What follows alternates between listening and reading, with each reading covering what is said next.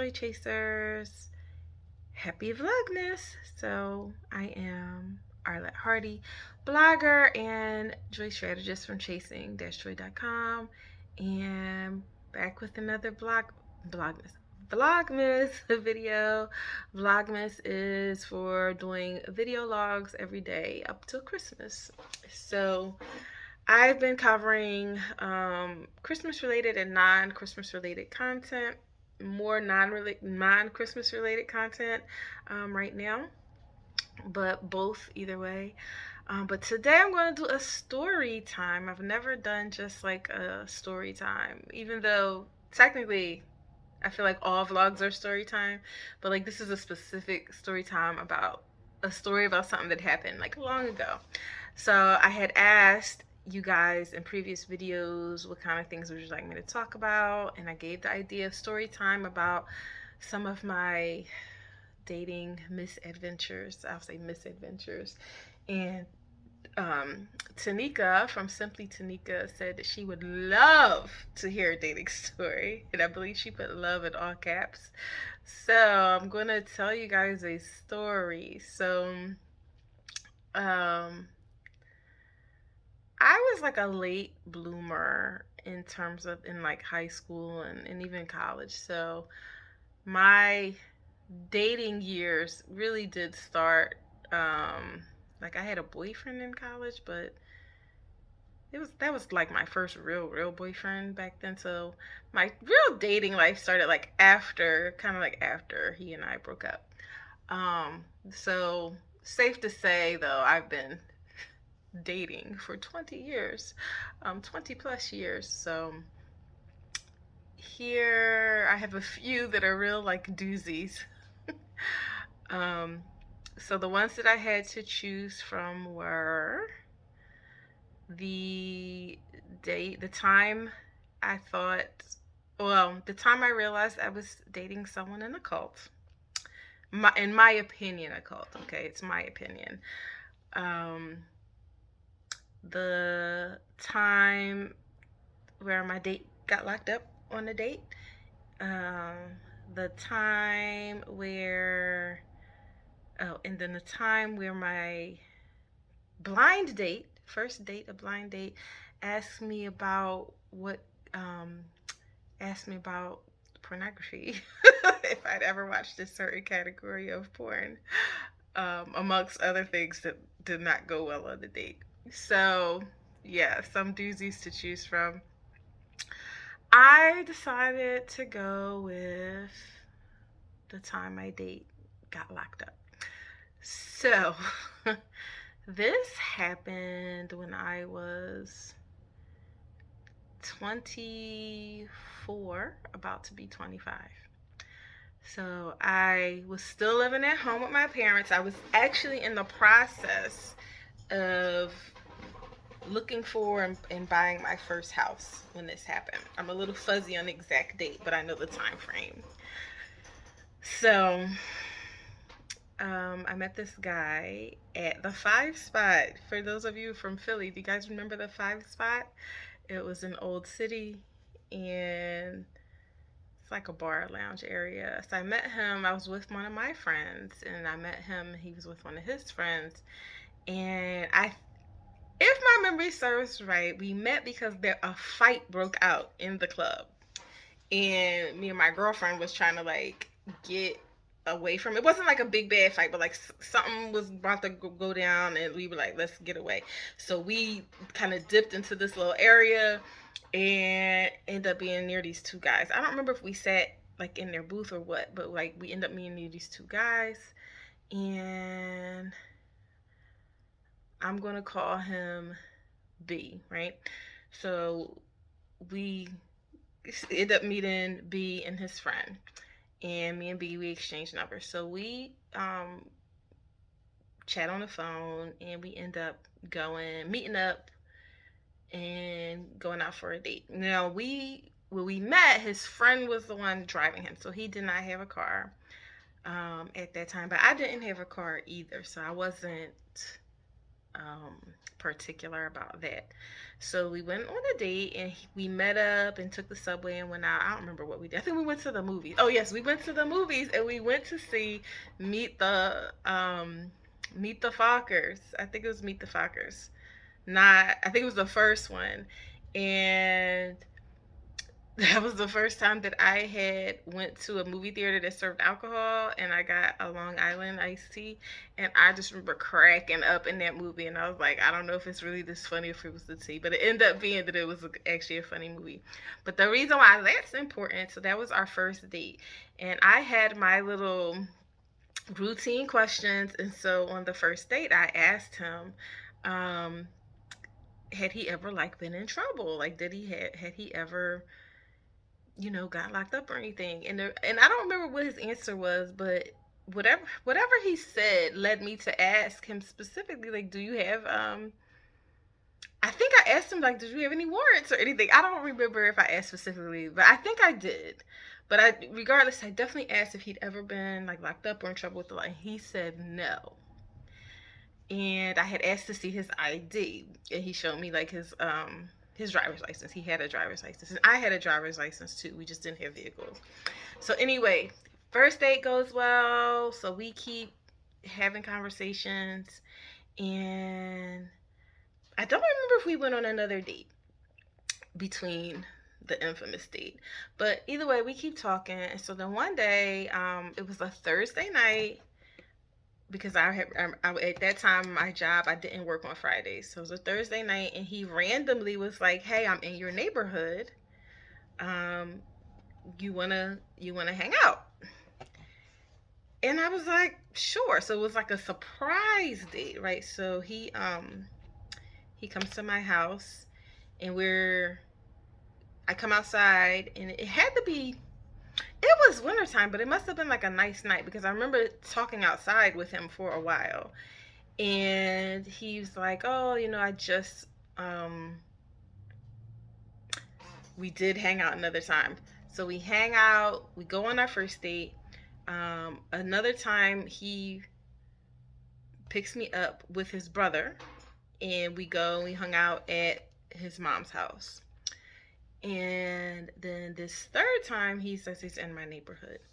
So he was he had just gotten out of the service. So when he comes to hang out with me, he's telling me like, oh, how he got an apartment, his own place, that he wasn't staying with his mom anymore, that he had just moved in. Him and his a couple guys, they were in like a whole house together. So he's like, do you want to go and see it? So, and it's near Willow Grove Mall.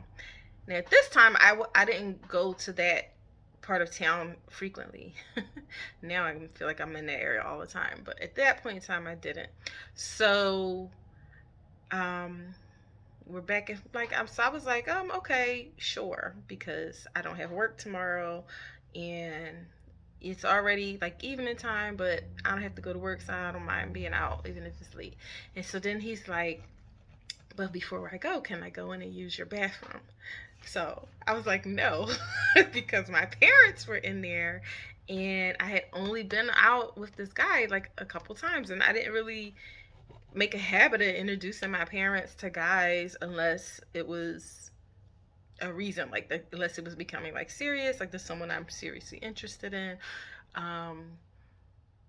But he's like, I really gotta go. Can I please use the bathroom? So I was like, well, now I said, you're gonna have to meet my dad and my mom if you go in there. And it's gonna be like a whole, like, you really gotta meet them. And he was like, that's fine. I go meet them. So if any of y'all know my dad or knew my dad, he did not play about me.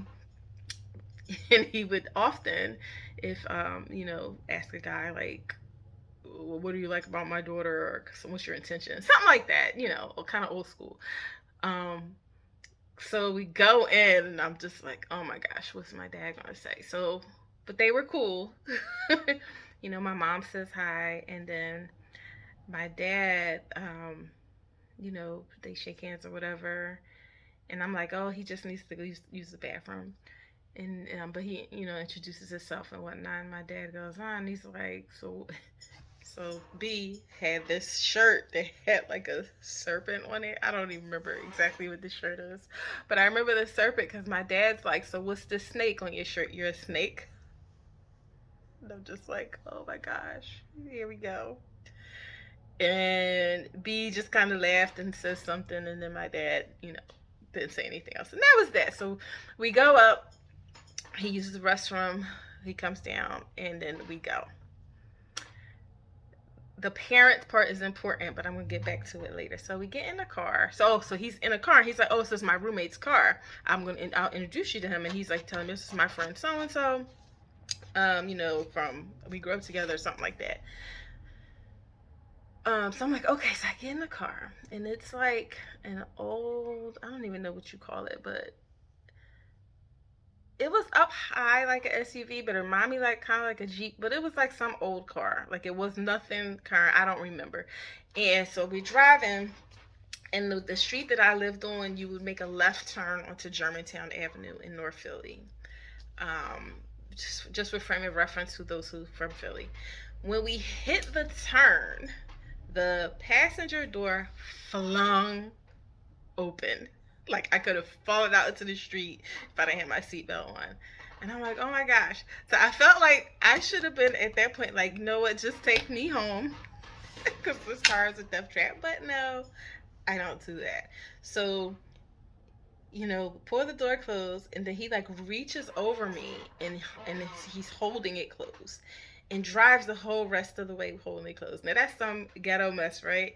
No, in my mind, I'm like, oh my gosh, this is sweet how he's holding the door. He's not making me hold it. So dumb. So we drive the whole way up there to Willow Grove, not far from the mall. We go to this house, and it is just like bachelor pad, reminds me of like a dorm room. I'm only a couple years out of college, so I'm not really fazed by it. And I meet his friends, the roommate. I feel like it was like 3 or 4 guys there. It was at least 3 guys. I meet them all. They're all very nice. No one like bothers me. I didn't feel unsafe or anything like that. And so they leave. So we end up like watching some scary movie. I don't remember, like Texas Chainsaw or something. And we end up fooling around. We did not have the sex, but we ended up fooling around. And at some point, I'm feeling like I need to go because I don't want this fooling around to go further than I intend and get all caught up. So, and it's getting really, really late, and I'm like, I just need to go home. So I remember it was like 3 in the morning. And so I say to him, I was like, all right, I need you got to take me home. And he was like, oh, you can't just stay the night. And I was like, no, I'm not staying the night with you. I'm not doing that. So, but you can take me home. So, the fooling around part. The reason why that's important is because I saw him without his shirt on. And he had a tattoo across his back. Very nice tattoo. And it was his last name. And so, just an important thing to remember. So I insist that he takes me home because I don't want things to go any further. And he's like, okay, no problem. So whatever, we get ourselves together, we get in the car, we go. Now, at this, I can actually show you. It's funny. Hold on.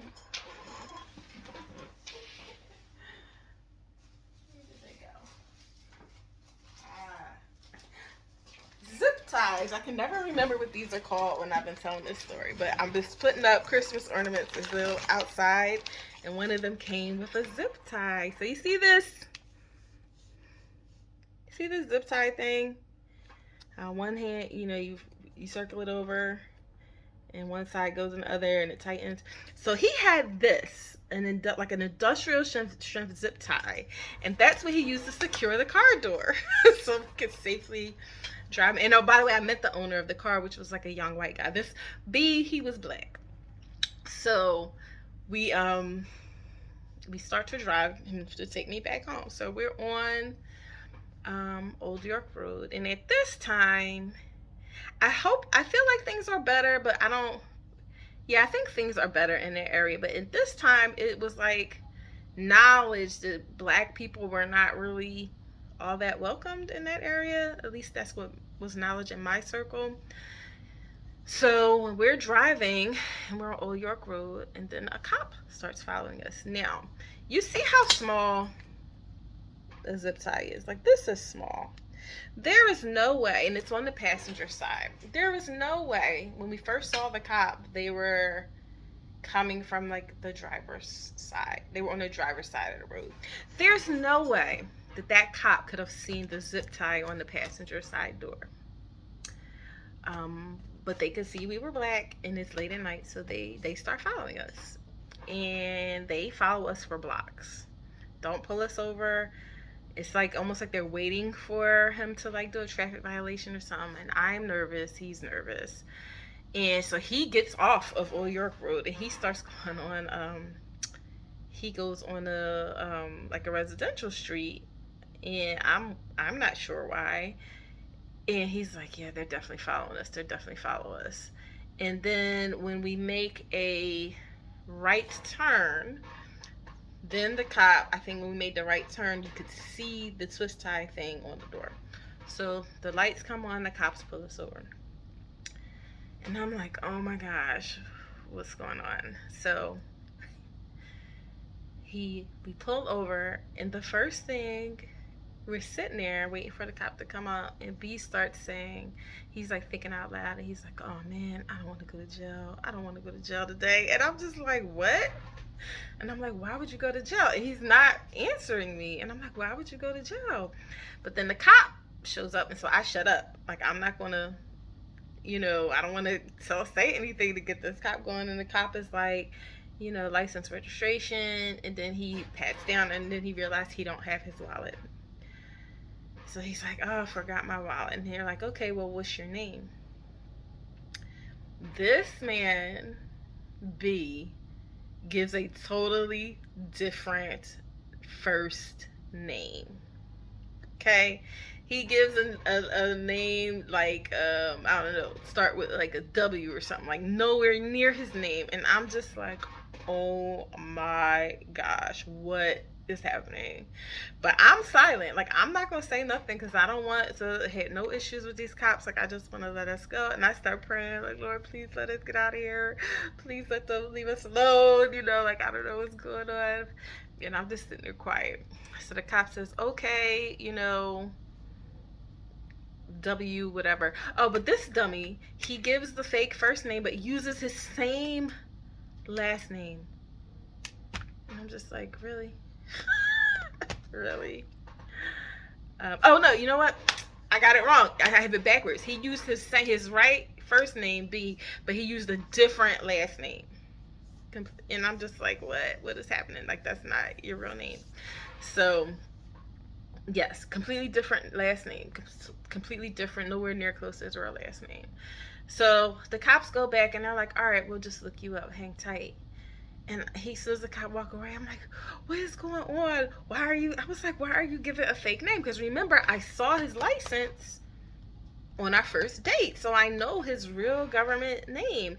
And so he's like, that's my brother's. No, he's like, that's I think he tells me that that's his brother's last name. Which again, dumb, right?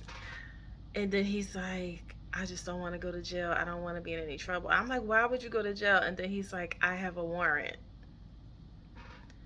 And I'm like, N-word. I asked you. But before I can get into it, the cop is back. And the cop's like, oh, what'd you say your name was again? And so he says the fake name again. The fake first name with his real first name with the fake last name. And they're like, okay, you're not coming up, but hold on, let me go try again. So he goes back, and so we're sitting there, and then he says, put this number in your phone. So he gives me this phone number, and he's like, that's so-and-so's phone number, the guy, I forget his name, but the guy who owned the car. He's like, that's his number. If anything happens, just call him. And I'm just like, oh my gosh, I'm so scared, y'all. So then the second police car pulls up, and then he's like, oh my, so he's like, okay, look out of your mirror. Don't turn around. He said, but do you see two police cars back there? So I look and I'm like, yes, it's two. And he's like, oh man, I'm going to jail. I'm like, I asked you, but he was like, I know, but he just like, I know, but I don't think he told me what the warrant was for at that time. So, um, cop comes back and they're like, okay, Mr. Whatever, Mr. Fake Name, we have a ticket for you for obstructed rear view. And then I think he's like, what's that? And they were like, the twist tie, the, not twist tie, the, whatever this is. I forgot what this is called already, even though I said dang, this thing, whatever that's, zip tie. He was like, the zip tie on the door. So that's what the ticket was for. And he's like, okay. So I'm like, ooh, sigh of relief. I can feel the tension leave the air. So this guy, B, now he's all like, now he being all Joe with the cops, right? Like, he's all like, oh, okay. Yeah, gotta get that fixed, the door floor. But he's trying to crack jokes with them. And they're like, yeah, ha, ha, ha, like laughing. So then they're like, well, just hop out of the car and sign the ticket. And they put the ticket on the hood. So he hops out the car, he's all relieved, and he's like smiling and making jokes with them. And they give him the pen. As soon as he put his pen to paper, they put the handcuff, the metal bracelet right on him. And I will never but forget this sentence. They said, we have reason to believe that you are not who you say you are, and there is a warrant for your arrest. My mind is like blown, like, oh my gosh.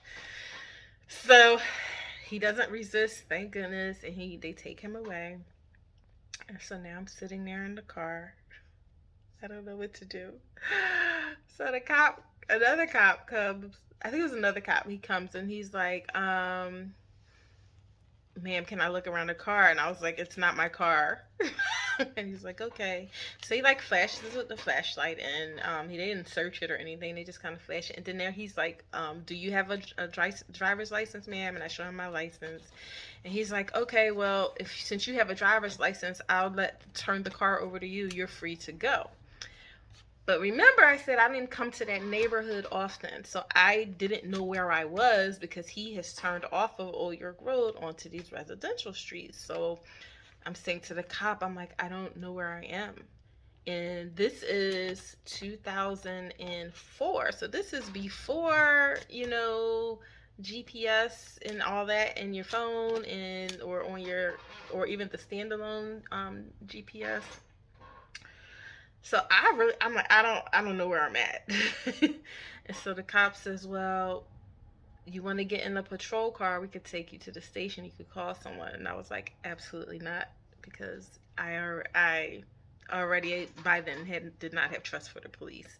And I was just like, nope, if I get in that police car, anything can happen to me. Like, they could, in my mind, I'm like, they could rape me or something, or anything, and there's nothing I can do because I'll be trapped in the car. Like, so I was like, no, absolutely not. And I said, well, can I follow you to the police station and call someone? And they was like, yeah, sure. So I get in the driver's seat and I start following the police car, and there was a red light, and I stopped because that's the law. And they left me. The cop car left me. And remember, it was two cop cars, so one could have stayed back. They left me. So I'm just driving around. Now, as soon as they took him away, and the cops said that I could go, I started calling that phone number immediately, and no one's answering, because by now it's like 4 in the morning. So I'm calling and calling and calling. In my mind, I'm like, okay, if he doesn't answer, who am I going to call to come and get me? So I'm like, okay, and like, who is close to me? I'm like, maybe I could probably call my friend Samantha, or I could call my brother. Those were my two people that I was thinking that I could call. Like, who has a car? Who will answer and come get me? I did not want to call my dad. Yeah, I didn't want to call them. So Anyway, but I didn't have to call anybody because the guy answered. He picked up the phone, and I said, "Hey, this is Arlette. We just met. I was with B. Um, the cops came. They took him, and dude was like, 'Where is my car?' I was like, 'I'm in the car.' By the time he answered, I was at the police station. I had found my way to it, and I was in the parking lot. And he was like, 'Where is my car?' So I was like, 'I'm at the police station.' He was like, 'Do not give my car to the police.' So I said, 'Okay.' So he's like, 'Drive back to the house.' And I'm like, 'I don't know how.' So he's like, 'Okay, well, what do you see?' And he's like, 'Well, which, exactly what part of the parking lot?' And so he basically stayed on the phone with me and like gave me directions from his memory how to get back to their place. And then, and the reason why I point out that he's white, like I lived in North Philly in a black neighborhood, not the best neighborhood, and where a white guy would stand out and potentially either be a target or be assumed that he was down there looking for drugs. So the fact that this white guy then he drove me all the way home to North Philly at like 4 in the morning and was very gentlemanly and kind and nice. Um, didn't flirt with me, nothing, and took me home. And I was forever grateful. And that was it's a shame I don't remember his name, but he took me all the way home. And I got home and I was so relieved. Like, oh my gosh, like I cannot believe my date just went to jail. So that is my date went to jail story. Now, you would think I would have been like, I am never going out with that guy again, right? But no. Because remember he had that tattoo across his back? Yeah, that tattoo was really nice. So, yeah, I continued to date him after that. So, what happened was, as soon as he was able to make a call, he did call me and he made, and he apologized and he explained that he had had a warrant for getting in a bar brawl at a VFW post, which is one of like the military bars where they hang out. And like a big fight had broke out and everyone got locked up, and he got a fine, and he was supposed to do anger management, and he did not pay the full fine, and he did not finish the anger management, so therefore he got a warrant. So because it wasn't anything like, like he wasn't a drug dealer or anything like that, I felt like, okay, I could still see this guy.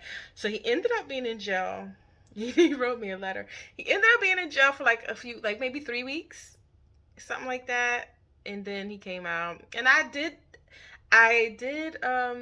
So this is the part where I said the parents part was important. So I did tell my mom like the whole story. I used to tell my mom. I think I told my mom almost everything, not 100%, but I told her like 95% of the things of my life. So I told my mom what happened, and she was like, "I knew it, I knew it." She was like, "As soon as he came in, I felt like you shouldn't go." She was like, "I felt like you shouldn't go." And I was like, "Why are you saying that?" She was like, "Well, you're a grown up now." She's like, "And I ain't want to just be like, you can't go out on a date." So, and I didn't have a reason other than it just something didn't feel right. And I was like, "Well, Mom, the next time it don't feel right, just tell me something don't feel right."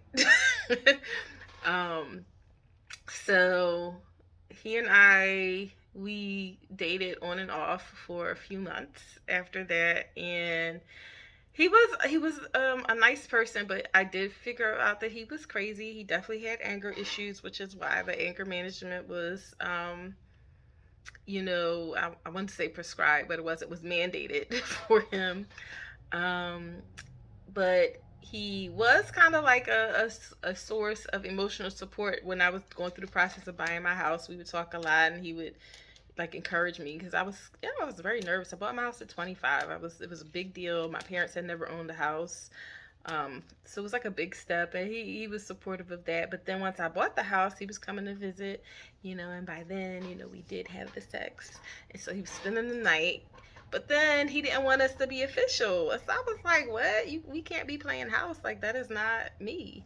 So at some point, I just cut it off. And I think we had one or two conversations after as friends. But I definitely felt like I dodged a bullet. Pretty much almost everyone I ever dated, I feel like I dodged a bullet, and which is why I'm still single.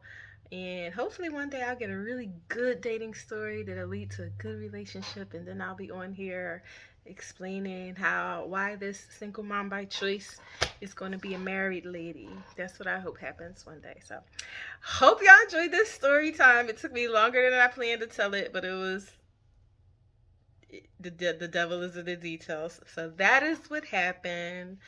And let me know in the comments what you think of that crazy story about my date going to jail. And would you have still dated him? I should not have. I should have been smarter than that, but I wasn't. Like I said, that tattoo was nice.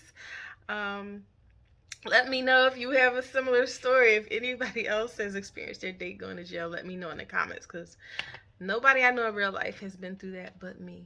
But anyway, thanks for watching. Let me know some other ideas of things you want me to talk about for story time or otherwise. And because we got many more days of Vlogmas, guys, and I need ideas. So, but anyway, thanks for watching. And if you watch to the end, put a snake. I think there's an emoji of a snake. Put a snake in the comments for his shirt. All right, guys. Bye.